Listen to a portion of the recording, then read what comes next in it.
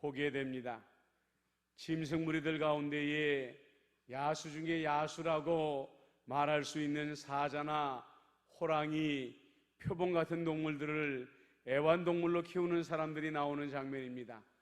우리 입장에서는 상상만 해도 오싹한 일인데, 이 야수들은 자기 주인들과 마치 집에서 키우는 강아지처럼 함께 뒹굴며 장난치기도 합니다.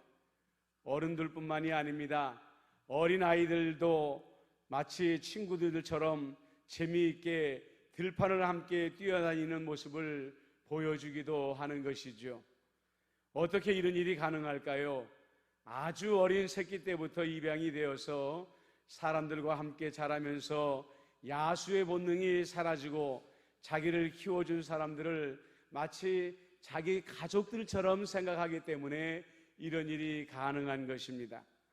오늘 성경에 보면 마치 그 텔레비전 방송을 우리 앞에 틀어놓은 것 같은 모습들을 우리에게 보여줍니다. 도대체 어떻게 이리가 어린 양과 함께 살며 표범이 어린 연소와 함께 누우며 송아지와 어린 사자와 살찐 짐승이 함께 있어 어린아이에게 이끌릴 수 있겠습니까? 그런데 오늘 우리는 맨 앞 구절에 나오는 그때에 라는 단어에 집중해야 됩니다. 지금 우리가 성경에서 보고 있는 장면은 앞에서 이야기했던 것처럼 어렸을 때부터 한 가족처럼 자라났기 때문에 이런 장면이 너희에게 보여줄 것이다, 이렇게 말씀하지 않습니다. 그때에 라는 것은 어느 날 갑자기 우리가 오늘 성경에서 본 장면이 우리 앞에 펼쳐질 것이다 라는 것을 말하고 있는 것입니다. 그러면 여기서 말하는 그때에 라는 것은 언제를 말하는 것입니까? 마지막 날에 예수님께서 새하늘과 새 땅을 가지고 이 땅에 내려오시는 그때를 말씀하고 있는 것입니다. 그때에는 오늘 우리가 읽은 새로운 세상이 우리 앞에 펼쳐지게 된다는 것입니다. 9절 말씀을 보십시오. 내 거룩한 산 모든 곳에서 해됨도 없고 상함도 없을 것이니 이는 물이 바다를 덮음같이 여호와를 아는 지식이 세상에 충만할 것임이니라, 이렇게 말씀하고 있습니다. 내 거룩한 산은 예수님께서 이 땅에 가지고 내려오실 새 하늘과 새 땅을 말씀하고 있는 것입니다. 그곳에서 서로에게 해됨도 없고 상함도 없다고 했습니다. 그렇다면 이 나라를 기다리고 우리는 있어야만 하는 것입니까? 하늘만 바라보고 있어야만 하는 것입니까? 물론 그렇습니다. 양육강식의 자연섭리는 텔레비전 방송에서 나오는 특별한 경우를 제외하고는 바뀌어지지 않을 것입니다. 지금도 러시아가 우크라이나를 침략하는 모습을 보십시오. 이 세상은 동물의 세계나 사람의 세계나 양육강식의 원칙이 주님이 언젠가 새하늘과 새 땅을 가지고 내려오시는 그날까지는 계속 되어질 것입니다. 그러나 우리가 알아야 될 것이 있습니다. 우리 주님은 2000년 전에 이 땅에 오셨을 때에 하나님의 나라를 가지고 이 땅에 내려오셨다는 것입니다. 그리고 완전하지는 않지만 하나님 나라의 모형을 이 땅에 남겨두셨습니다. 여러분, 우리는 그것을 가리켜서 교회라고 말하는 것입니다. 그렇습니다. 여러분, 우리 믿는 사람들의 공동체가 바로 이 땅에 임할 새하늘과 새 땅의 모형인 것입니다. 우리는 교회의 문을 열고 나가면 양육강식이 지배하는 밀림과 같은 세상을 맞이합니다. 그곳에서 나름대로 경쟁하며 때로는 다투며 살아갑니다. 하지만 교회는 세상으로부터 우리 주님께서 울타리를 치시고 구분하신 곳입니다. 이곳은 하나님의 나라인 것입니다. 더 이상 양육강식의 법칙이 통하지 않고 오직 사랑과 자비의 나눔만이 존재하는 그런 나라여야 합니다. 그것이 바로 교회인 것입니다. 그리고 믿는 이들의 가정이요 믿는 이들의 공동체인 것입니다. 그렇다고 한다면 우리가 새하늘과 새 땅을 이 땅에서 미리 맛보며 하나님의 나라의 모형을 어떻게 이루어갈 수 있을까요? 오늘 본문에서 주로 등장하는 것이 어린이입니다. 어린 양, 어린 염소, 어린 사자, 어린 아이입니다. 우리는 이 등장인물을 보면서 예수님의 말씀을 떠올려야 됩니다. 마가복음 10장 15절에 내가 진실로 너희에게 이르노니 누구든지 하나님의 나라를 어린아이와 같이 받들지 않는 자는 결단코 그곳에 들어가지 못하리라 하시고 라고 나와 있습니다. 공동번역에는 이렇게 번역합니다. 나는 분명히 말한다. 누구든지 어린아이와 같이 순진한 마음으로 하나님 나라를 받아들이지 않으면 결코 거기에 들어가지 못할 것이다 라고 말씀하시고 계십니다. 하나님 나라를 순진한 마음으로 받아들인다는 것은 무엇을 말하는 것일까요? 오늘 말씀을 주제로 하나님의 나라가 무엇인가 말하면 그것은 바로 평화입니다. 그것은 바로 샬롬인 것입니다. 야수들도 어린 새끼 시절에는 상대방을 향한 적개심이 없다고 했습니다. 그래서 사람과도 친구가 되고 다른 짐승들과도 친구가 될 수 있었던 것입니다. 그러므로 우리가 믿음의 공동체가 평화의 공동체가 되려고 한다면 어린아이들의 순진함을 배워야만 하는 것입니다. 우리는 어린 시절을 거치면서 장년에 이르기까지 사람들과의 만남과 때로는 부딪힘을 통해서 서로를 향한 불신이 나도 모르게 내 마음에 새겨져 있습니다. 그래서 눈빛 하나에 때로는 말 한마디에 서로를 향한 적개심을 가질 때가 있는 것입니다. 이미 우리의 마음이 굳어져 있는 것이지요. 하지만 예수님은 말씀하십니다.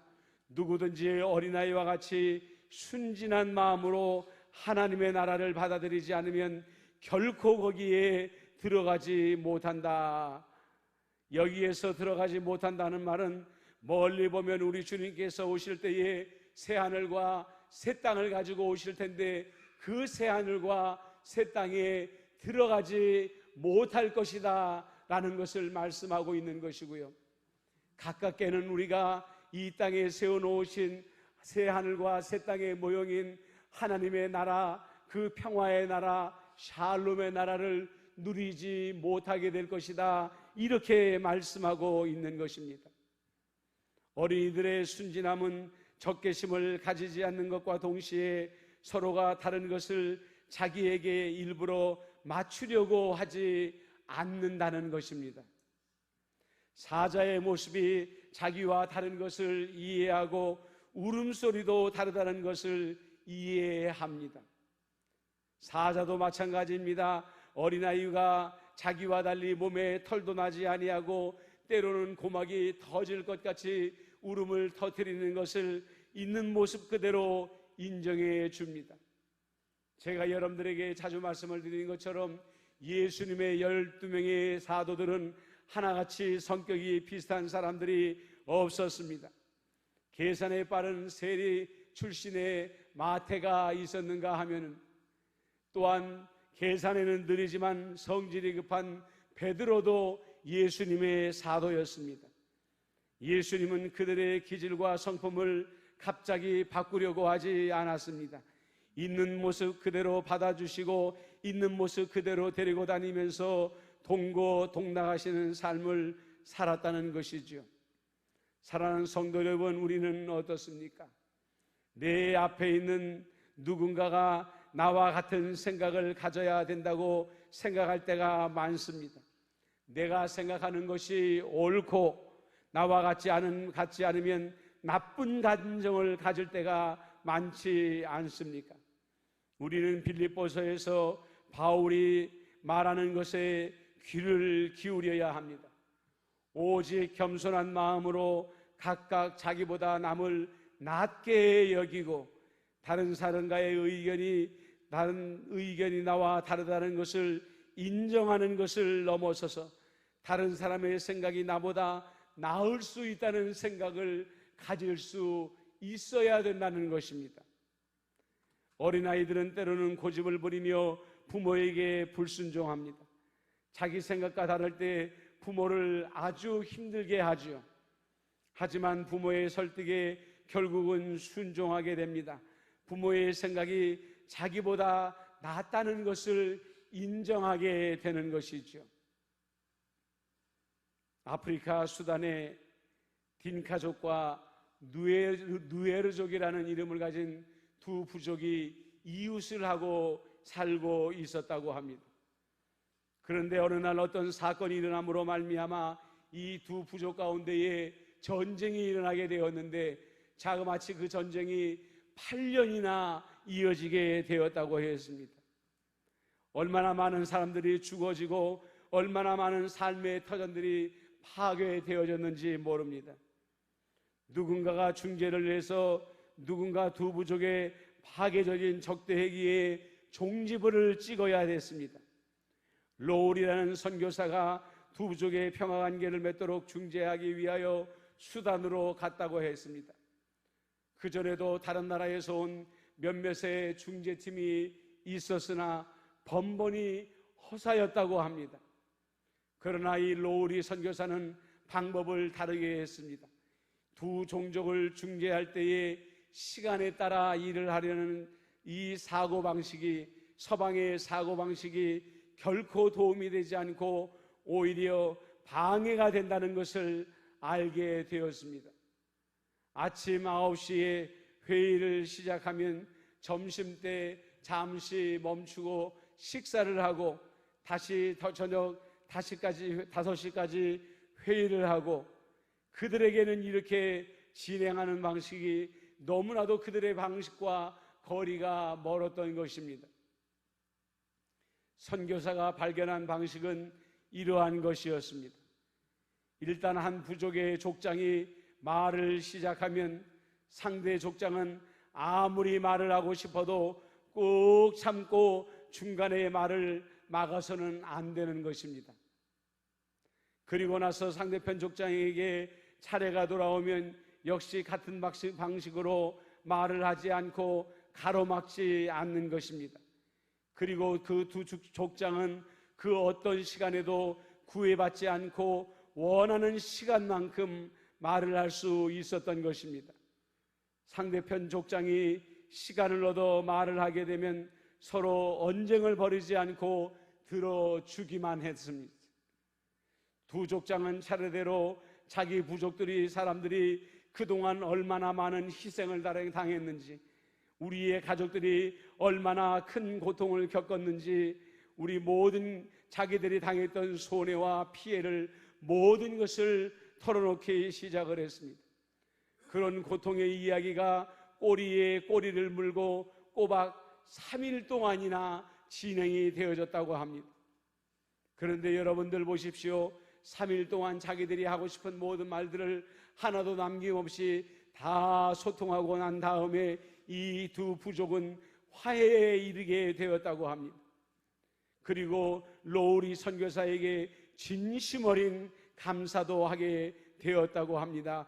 8년간의 고통의 전쟁이 끝이 나게 된 것이죠.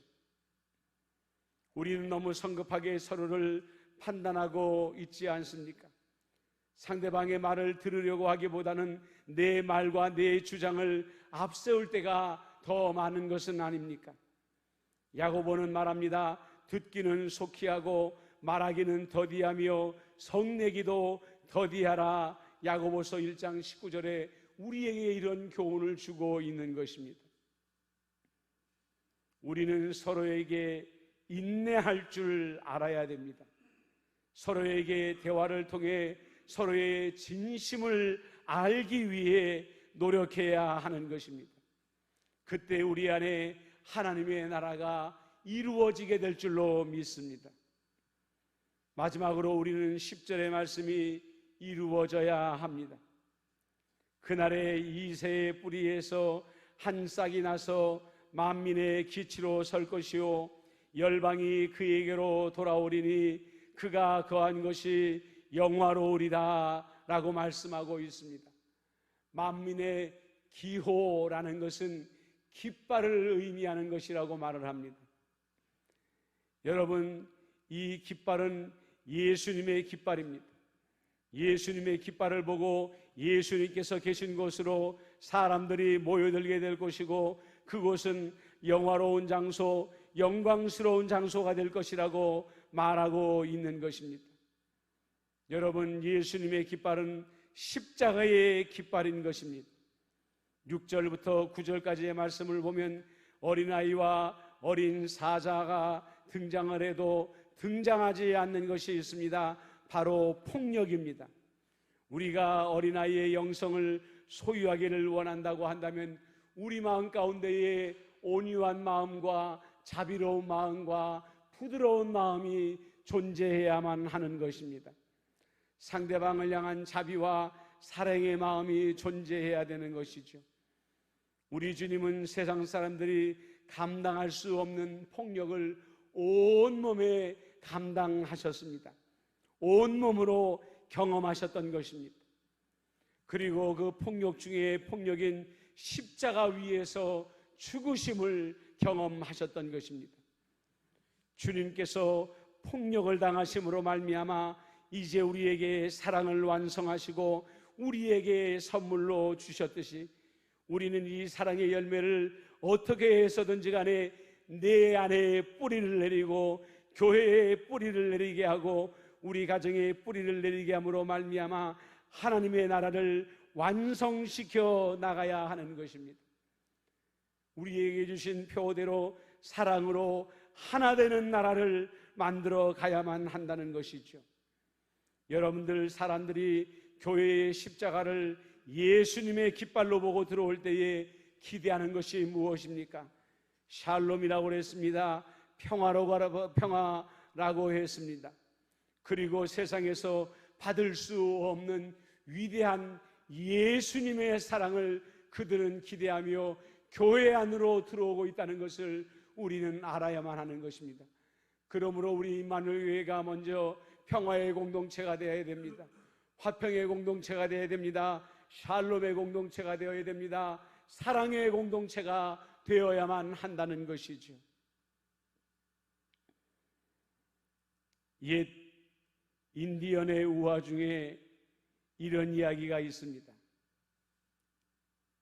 한 인디언 할아버지와 어린아이가 대화를 나누고 있습니다. 할아버지가 말을 건넵니다. 얘야, 내 안에는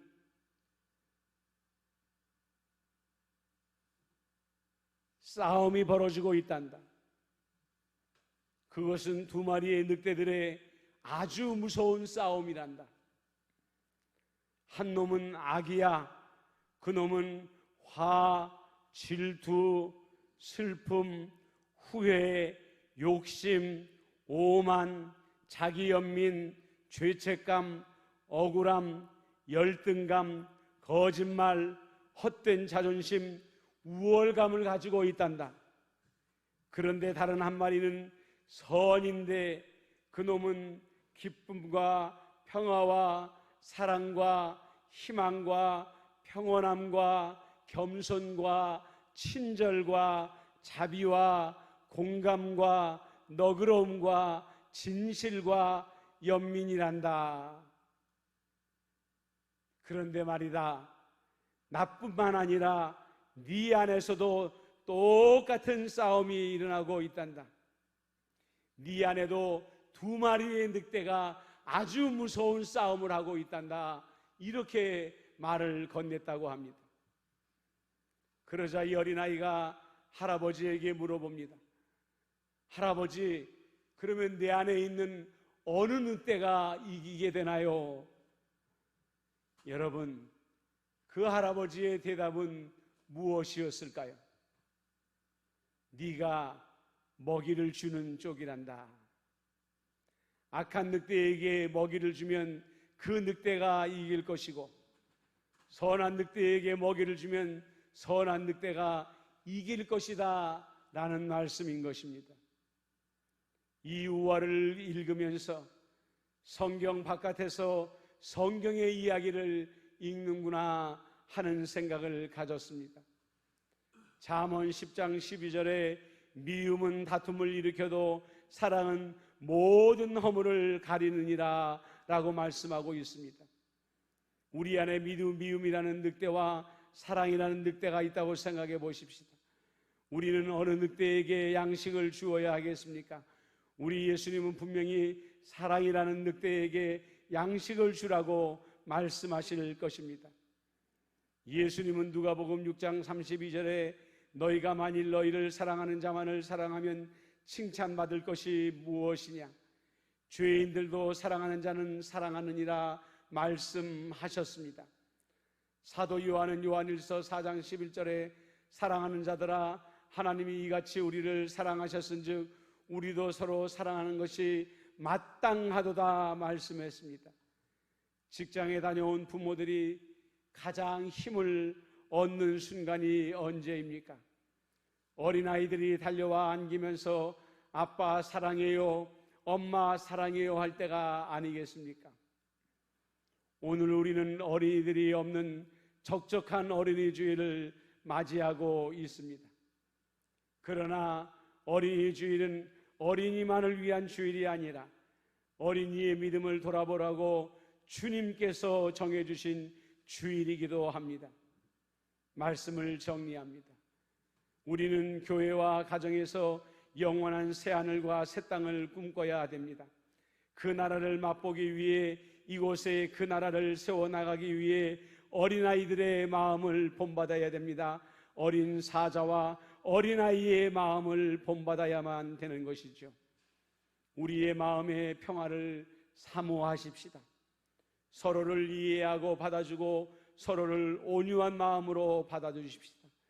우리 안에 사랑이라는 자에게 양식을 제공함으로 말미암아 오직 우리 안에는 사랑만이 살아남아 우리가 사랑할 수 없는 사람조차도 사랑할 수 있는 진정한 예수님의 깃발 아래 모이는 영화로운 장소에 모이는 여러분들이 되어주시기를 우리 주님의 이름으로 축복합니다.